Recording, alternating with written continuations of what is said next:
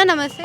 నమస్కారం అండి. So railway Koduru అరవ శ్రీధర్ గురించి తెలిసిందే. జనసేన ఎమ్మెల్యే అయ్యుండి ఈయన ఈ విధంగా చేశారు అని చెప్పేసి వైసీపీ నుంచి కూడా కొన్ని వ్యాఖ్యలు వస్తున్నాయి. మరి వాటిపైన మీ అభిప్రాయం ఏంటి? అసలు ఇద్దరిలో తప్పెవరిది ఉందంటారు?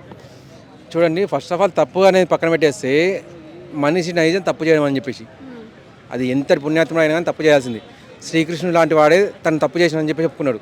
అది ఎప్పుడు జరిగిందంటే పాండవులు చనిపోయినప్పుడు అంతకుముందుకే శ్రీకృష్ణుడు చనిపోయారంట. వాళ్ళ గురించి వెయిట్ చేసి వాళ్ళందరిని తీసుకెళ్తూ ఉంటే లాస్ట్ వాడు ఉంటాడు కదా, లాస్ట్ వాడు అడిగిన బావా మరి నువ్వెందుకు మాతో నడుచుకుంటూ వస్తున్నావు అంటే, నేను ఎంత ధర్మం వైపు నిలబడ్డా కూడా ఎక్కడో ఒక చోట తప్పని చేశాను. మీ అన్న అశ్వత్థామ అతహ కుంజర అన్నాడు చూడండి, దానికోసమే నాతో నడుచుకుంటూ వస్తున్నాడు. అటువంటిది మీ అన్న అంత నిష్టగా ఉన్నవాడు నేను కూడా ఎక్కడ ఒక చోట తప్పు చేశాను అని చెప్పేసి అన్నాను. అంటే మనిషి నైజం తప్పు చేయడం, అలా మనిషి అనేది తప్పు చేశాడని చెప్పేసి అది ఒక పార్టీగా ఆపాదించేసి పార్టీ లీడర్ని అన్నం అనేది చాలా వెరితనం. ఆ మనిషిని పట్టుకోండి, ఆ మనిషిని నిలదీయండి. ఖచ్చితంగా పవన్ కళ్యాణ్ కూడా ఊరుకోరు. ఆయన ఊరుకునే వ్యక్తి కూడా కాదు. ఆయనకు అవకాశం వచ్చిందంటే సస్పెండ్ కూడా చేస్తాడు. అంతటి నిష్టగల మనిషి ఆయన ఎక్కడో ఉన్న గోవర్ధన్ గురించే మాట్లాడుతున్నారు. ఆయన ఎక్కడో బెంగాల్లో జరిగిన దాని గురించే మాట్లాడుతున్నారు. ఇక్కడ ఇండియాలో ఇప్పటిదాకా మాట్లాడిన ఒక్క లీడర్ని చూపించగలరా మీరు? బెంగాల్లో బంగ్లాదేశ్లో హిందువులను చంపితే ఆయన మాట్లాడారు. ఒక్క మనిషి మాట్లాడారు ఇక్కడ లీడర్లలో. అటువంటిది ఆయన సొంత పార్టీలో తప్పు జరిగితే వదిలిపెడతారా?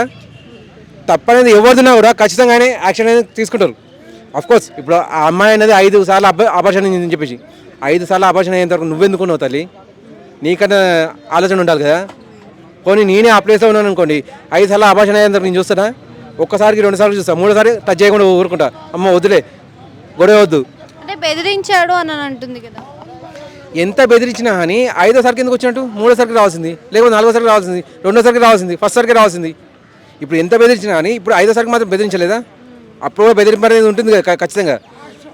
ఫస్ట్ సారికి తెలిసినా కూడా ప్రపంచం మొత్తం తెలుస్తుంది, 5వ సారికి తెలిసినా కూడా ప్రపంచం మొత్తం తెలుస్తుంది. ఇంత జరిగిన తర్వాత చేసినావంటే అక్కడ ఏదో ఒకటి నీలో ఒకటి తప్పు ఉంది కదా. ఆ తప్పు నువ్వు దాచిపెట్టుకొని మంత్రి అని చెప్పేసి తనను పైకేస్తున్నావు. ఈ మాట అనేది ప్రజలందరికీ అర్థమవుతుంది. అంటే ఆర్కే రోజా గారు కూడా కొన్ని వ్యాఖ్యలు చేశారు కదా, మరి కామసేన అని చెప్పేసి జనసేన పార్టీని, మరి దానిపైన మీ అభిప్రాయం ఏంటి? వాళ్ళ పార్టీ వాళ్ళది క్లియర్గా వీడియోలు వచ్చాయి. అప్పుడు ఏం మాట్లాడింది మేడం? అప్పుడు ఎక్కడ దాక్కుంది? ఇప్పుడు ప్రతిపక్షం అని చెప్పేసి ఎగదొస్తుంది. ఈవెన్ తను ఒక మాట మాట్లాడింది లడ్డుల విషయంలో అని చెప్పేసి, చంద్రబాబు నాయుడు గారు పవన్ కళ్యాణ్ గారు ఫినాల్తో నోరు కడుక్కోవాలని. అమ్మ తల్లి, ఫస్ట్ నీ నోరుని యాసిడ్తో కడుక్కో, వీలుంటే స్నానం చేయి యాసిడ్లో, అప్పటికనే నీకు శుద్ధత అని చెప్పి తెలుస్తుంది. ఫస్ట్ నీ డ్రెస్ సెన్స్ అనేది చూసుకో. నువ్వు ఒక స్త్రీవి, తల్లివి. ఒకప్పుడు హీరోగా చేసావు, అయిపోయింది. ఇప్పుడు ఎమ్మెల్యేగా చేసావు, మంత్రిగా చేసావు, ఇప్పుడు మంచి హోదాలో అంటే మొత్తం సంపాదించుకొని కూర్చున్నావు. ఇప్పుడు అవసరం నీకు ఇవన్నీ? మాట్లాడేదానికి ఒక అర్థం అనేది ఉండాలి. పవన్ కళ్యాణ్ గారు ఫినాల్ వేసుకోవాలంటే అదే నోటితో ఆయన హిందువుల గురించి మాట్లాడారు. నువ్వు కూడా హిందువే కదా, హిందువేనా నువ్వు?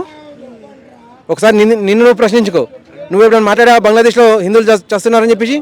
పాకిస్తాన్లో హిందువులు చస్తున్నారని చెప్పి మాట్లాడావా? కేరళ బెంగాల్లో చస్తున్నారని చెప్పి మాట్లాడావా?